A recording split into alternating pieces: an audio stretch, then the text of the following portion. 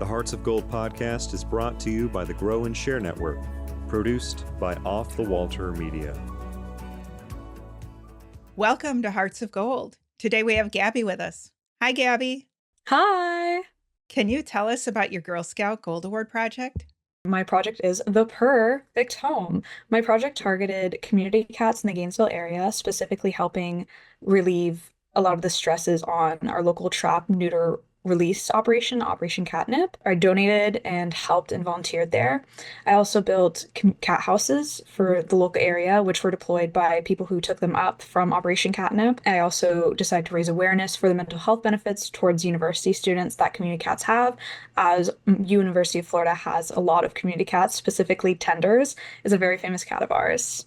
Can you explain what a community cat is? Community cats are cats that are taken care for not by just a singular person, but multiple people throughout a community. Is often taken care of by local animal shelters or operations like Operation Catnip. They're neutered so they don't continue reproducing because that's very invasive to the environment, but also they're outside cats, so they do actually benefit the environment by killing pests and rodents that are possibly taking over the area. What is the main difference between a community cat and a feral cat? Community cats are often more social, and feral cats are more wild and not taken care of by anybody, and they just kind of fend for themselves. Whereas community cats are not necessarily spoiled like indoor cats usually are, but they're kept up, fed nicely. They're just happy to be there most of the time. What inspired your project? I actually have a cat who was an outdoor cat. She just appeared in our yard. She gave birth in our kayaks multiple times. And then there was a lady down the road. Her name's Mary. She was a lovely lady. She moved recently. And she took them to Operation Catnip after we trapped them. And we took care of them for a while, but we didn't know what to do. And she helped us. And then I decided, I love my cat. There's other community cats, especially in Gainesville, because I'm from Lake City and I moved down to Gainesville during this project. So I was like, yeah, I'll help the Gainesville area with their community cats because they've helped me so much with transitioning to being here. And it's just been so lovely. So I decided might as well benefit that aspect of the community because I love cats. What was it like transitioning from one town to another during a project? Often Girl Scouts, their projects are very local to them, and transitioning puts a stop to their projects. How did you continue to keep moving forward? A lot of motivation from my troop leader, and actually kind of helped me get to know people. Even I've actually, this is going to answer a question that I think will come probably later on, which is I met a lot of people within the first month here, and then they knew I was doing a cat project. So I got like some help and motivation, and people like still ask me about this project, which is really cute. And I'm like, oh, it's all done, da da da da. I got the award, yay. But it's just like, I thought it was going to be really hard, but I think it helped with my transition here because it forced me to be more social. It forced me to put myself out there. It allowed me to explore the city more because I had to, find ways to get to places through public transit, which thankfully this is like a place that's pretty close to home to me. I'm from Lake City, so it's only 50 minutes away. So it wasn't that rough of a transition, like, across state or across country. But it's still a transition nevertheless. How did you make connections with the organizations that you worked with? I just emailed, called them. I was like, hey, do you need help? And they're like, yes, here's what we need. They gave me an entire list. And then I just started volunteering for them because I was like, yeah, I want to volunteer. And if anybody from Gainesville is watching, please volunteer at Operation Catnip. They always need help. Easy contact. They're very nice. I love them so much. They're so sweet to work with. How did you zone in on what your actual project was going to be and like determine your root cause? I started out with a different project, and I think that's definitely something a lot of girls go with, is they start with a project and then either it gets rejected or they're just like, this isn't gonna work. And then my troop leader, she motivated me pretty last minute because I was just like, it was my senior year. I was like stressed. I was like, what am I gonna do? So I decided, she kind of was like, well, you like cats. And I was like, yeah, I do. I do like cats. I was like, what can I do about that? It's like, there's Operation Catnip. It's pretty cool. It's like near me, whatever. So it's definitely a lot of my troop leader helping me figure out what I wanted to do because I was just, yet again, Gold Award, it's such a big milestone that you're like, I have to do something so crazy to, be different, etc., etc. But it can just be something you like. Like, quite frankly, it's like, usually you like something, there's probably a cause correlated to it. Might as well do that and just target it. And it's fun and it doesn't feel like work at all. Part of your project was building housing for the community cats. Can you tell us about that part? So I had to get a lot of donations because, I just didn't have the stuff to build cat houses. So my dad actually helped with getting kind of these storage bins. And then also we went to Home Depot. They were so sweet. They were just like, yeah, here's like a blank amount or $50. Try to find what you need. We're like, here you go. It was just going to businesses asking like, hey, do you have this? Spare this? Kind of figuring out how to build because they were circles, right? So having wood with that, it's like, do you do angle? How do you do this to make sure that water doesn't get in because they're outside, and making sure they have the best structure possible. Because I could have done styrofoam bins or storage bins, and that would have worked, but I wanted very high quality stuff. So donations were very important to that. And a lot of, I don't want to say math, but having to figure out the best format with the wood and everything and exactly how we're going to do this and how would this work. But thankfully, my dad's a very handy man, so it worked out very well. That was amazing. So it was frustrating because Florida heat as well. Building that in that lovely heat, it's not fun. But honestly, it wasn't rough. It was just donations, figuring out how we're going to build with the material that we did get because, we didn't have no choice, but we didn't have every choice, if that makes sense. Um, so yeah, just figuring out problems with unique variables in them. So that sounds like some of the challenges that you overcame. What was your biggest challenge and how did you overcome it? I think it came before the project actually started, which was, something I think a lot of Gold Award Scouts face is the rejection of like your first proposal or your second proposal or your third proposal. Because I originally had a project that was too ambitious. Looking back, I'm like, oh, that's that. Yeah, I see why that got rejected now. I remember I was just so upset. I was like, why did they reject this? This is perfect. But no, I think that's just you got to realize it does have to be scaled down because it's 80 hours. And I mean, you can go over that, but also it's like you want it to be pretty focused, pretty nice, pretty precise. Because, you're in school still, you have not all the time in the world to just dedicate to this project. So it does have to be smaller to address the exact cause you want. So it's not like I did this, this, this, and this, but I don't know what it really addressed. So it's definitely having to understand that, yeah, there's a reason things get rejected, and it always leads you to either a better place or a place you didn't expect to go, but you enjoy a lot. Because cats was originally not my first project. My original project idea was actually on drugs and relationship abuse among teens, but it was going to be like more so a research project, if that makes sense, and then like a awareness project, etc., with a lot of resources. But that's just so ambitious for one teenager to be doing because, when you're 16, you don't understand that there's a lot of ethics that have to go into that. A lot of the stuff has to be approved. So I really understand the rejection. And I'm honestly glad with the direction I got to go in with cats because I just got to be around like cats all the time. When I was volunteering at Operation Catnip, I could just see the little kittens as I was just like walking past. I was like, oh my gosh. So like I think there's a quote that's like rejection is a redirection. And I mean that's a very good quote to always keep, next to you, even if it does feel very cheesy. I really appreciate that because as a reviewer for my council, it is difficult. And we aren't saying no to say no. We're saying no. And a project that is more than 80 hours is not necessary. Your project, it could easily expand. Like as you're going through the project, you may find another piece that you want to add in that wasn't in your original proposal. And that might take your project over the 80 hours. But we want these to be achievable. And as you said, you were doing this your senior year. If it had been any bigger, it could have prevented you from completing it. And we want the completion. We as the committees are looking at the other side too. So, and I think the proposal is the hardest part of the entire project. What kept you going with two rejections before your successful proposal? I think it might have been three. My troop leader, she was like, you've been in Girl Scouts. She called me one night. She's like, you've been in Girl Scouts for 10 to 11 years. And if you don't get your gold award, and you've been wanting that, you've been like, we've been doing the proposal, we've done so many workshops, you're going to get it done. You're going to do it. So it's definitely a lot of pestering from her and my mom, who's our co-leader. So definitely motivation from other people because you can't always motivate yourself to do something. It's, you can't be alone. Being alone is not what's meant for mankind, etc., etc. So it's very much like basically my two moms telling me you're gonna get this done no matter what. And then now I'm like happy because now I'm like, oh, there's also a Golden Award Girl Scout because I joined the Women's Student Association at my university, and like quite a few of them are Gold Award Girl Scouts. I'm like, what? So it's like, so cool and stuff.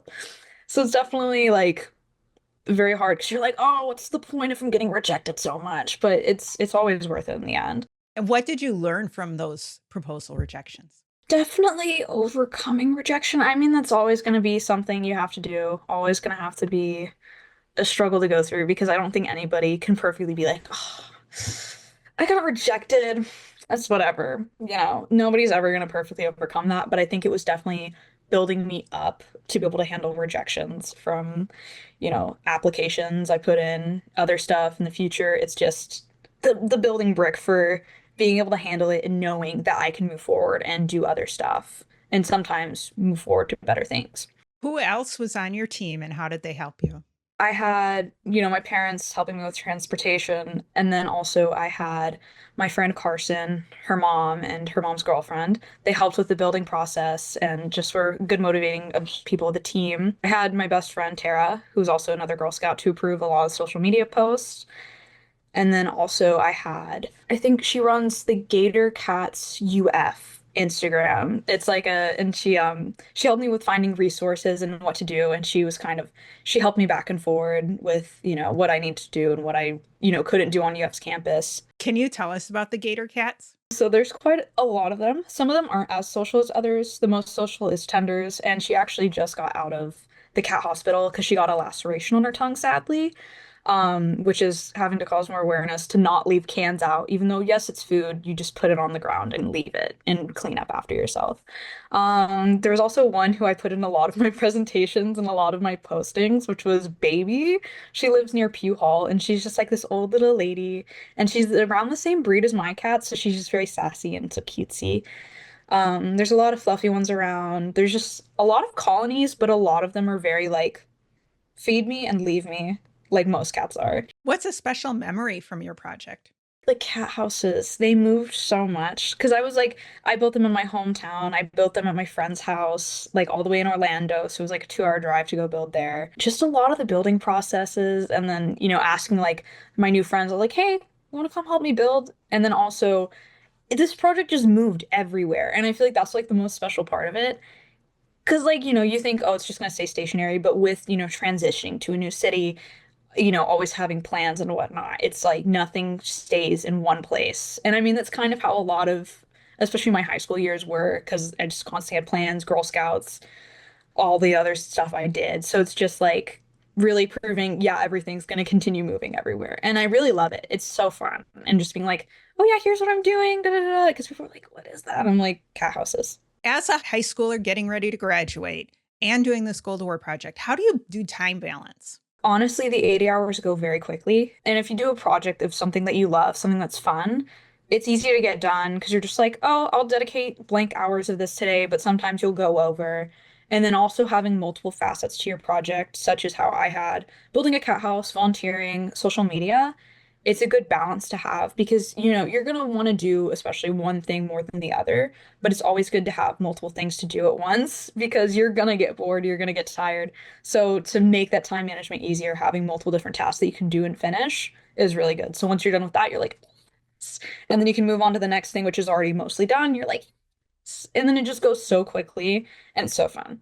What other Girl Scout experiences have you had? I actually met my best friend through Girl Scouts when we were 8 years old on a trip. Ironically, our friendship started with a sugar cube on a Savannah, Georgia trip, the classic Girl Scout trip, I would say. So I definitely think like that's a very core memory for obvious reasons. I think just going so many places with my troop because we would sell, like to the point where we were just like, just this big old business. Like, you want cookies? Yeah. We would take our cookies everywhere with us. So it's definitely like the experience of both of our moms, like leader and co-leader, always pushing cookies. And then we just get to go on these trips and be like, wow, we went to so many places with each other. But then especially my final Girl Scout trip, we went to go see the total eclipse since 2024. That was our graduating year. And then I just kind of like fully processed how much I'd done because of Girl Scouts. Because, I was sitting next to my best friend. I can hear like all the other Girl Scouts, like the younger ones, in like a different little group because we were just kind of like sitting somewhere and just like, wow, we've done a lot with each other. And a lot of it is because of like cookie sales. Even though both of us, I think it's kind of a classic moment to be like, I don't want to do a cookie move. Even if we don't want to admit it. But it's so worth it in the end, especially being able to go on so many trips and then go do so many things with other girls. And then being like a mentor to the younger girls. I just, I didn't process that. Like, that's kind of, I think, a big thing of being like one of the original girls in a troop is you just become a mentor for all of the younger ones. And it's like, wow, I've seen you grow up. I remember when you were this little. They have brains and they just see things and they're like, yes, and they say things. I'm like, huh? It's like so weird because they were just little babies I think it's just the beauty of Girl Scouts is just like this wheel of mentorship that constantly goes. You've also earned your bronze and silver award. Do you remember those projects? And if so, can you share what you did? So ironically, the first one was communally with cat houses and building donation or getting donations for our local humane society. So I think I definitely did a little bit of a little circle moment in some senses. And then our silver project, it was in 2017, yeah. My sixth grade year, we refurbished a foster home in our local area. And we did a lot of murals. We redid some furniture. We gussied it up, basically. It was just during the Hamilton craze, so it was just, a bunch of middle school girls. I think we had 5 or 6 of us doing like a bunch of different stuff, and we were just like Hamilton blasting, and it's just like, very middle school moment, but it's just like, it was great. It was great. It was fun. So yeah, those projects went by fast too. I think it's just if you're doing something fun, it's all good. You're now in school. Where are you in school and what are you looking to do in your future? I feel like I have to do like a Gator chomp because I go to the University of Florida. Go Gators, of course. Go Gators. And then I'm majoring in psychology and I'm planning on going forward to get a PhD later on. Like right after my bachelor's, I'm going to go into grad school and become a professor and researcher. Do you have a field that you're specifically interested in? I think it's mostly developmental psychology, but mostly like adolescent psychology. Because a lot of the stuff I like is mostly revolving around teenagers and young adults. So yeah, that's definitely, I think, the main field I kind of gear towards. Do you feel like Girl Scouts has influenced you into your future? Yeah, definitely. With like professorship comes mentorship. So I think that like understanding how that fulfills me, because I remember whenever I realized like one of my like Girl Scouts was like, she actually looked up to me and just all this stuff. I was like, wow, that's crazy, but that's kind of cool that I can like, shape these girls in the way they are. And like, I hope I've done a good job. I hope, but it's definitely something that's really fulfilling. And then also just teaching people things. I tutored in high school. It's definitely another fulfilling thing. And I think my troop leader definitely influenced me into being more outspoken and definitely more the way I am. I would say, my troop leader definitely influenced me a lot in the way I am. What else would you like to share with the audience? Continue that project. Continue being in Girl Scouts, even if you're like, I don't want to do it anymore, because it is quite the commitment. But I think it's definitely worth it because you really do gain this community permanently. Even if it's not from your troop, you meet other people who are in Girl Scouts. You can see little girls at cookie booths, and you're like, I'll buy from you. I think we've all experienced when I was selling cookies at your age, they were blank blank cents or blank blank dollars. I think, I'm so excited for that to be my rite of passage. So I definitely think continuing that and then getting your gold award after everything else is worth it, even though time commitment can be a struggle. Rejections happen, but I think rejections are always going to happen in the future. So might as well start now and then, build yourself up. Because I feel like the gold award is definitely something that shows you're capable of so much. And then also just your years of Girl Scouts. I recently had an interview for a position and they were like, yeah, 11 years of Girl Scouts, that's a skill. That is a skill. So they see it. It doesn't go unseen. Always put it on your resume. Always like put it down because it's such a pivotal thing, even if you don't think. I mean, of course, don't always view it as a position thing. It's also something to prove to yourself that you're able to do hard things. And then you're able to build something from the ground up. And I think that's something very important, even if you know, you don't plan on doing something related to it. How do you make your s'mores? I like perfectly like browning them on each side, or sometimes if I'm like feeling lazy, I just put it in the fire and quickly blow it out. It is a little, you know, questionable, but also like sometimes a burnt s'more, it's pretty good. And then just quickly putting on the chocolate and then graham crackers. But also recently I had marshmallows that had chocolate inside of them. They're so good. They're so good. I don't remember the brand, but they were, and it made it so much less messy. Well, thank you so much for joining us today. Of course, thank you so much for having me. Make sure to click follow or subscribe so you always know when new episodes are released. Power your passion and conquer your challenges. Thank you for listening. If you'd like to be on the show to share your story of how you earned your Gold Award, reach out and send an email to growandsshare@outlook.com. Be sure to catch up on our previous shows on any of your favorite podcasting platforms, as well as view the full video versions at youtube.com/Cheryl M. Robinson. Thanks again for listening, and we'll see you next time.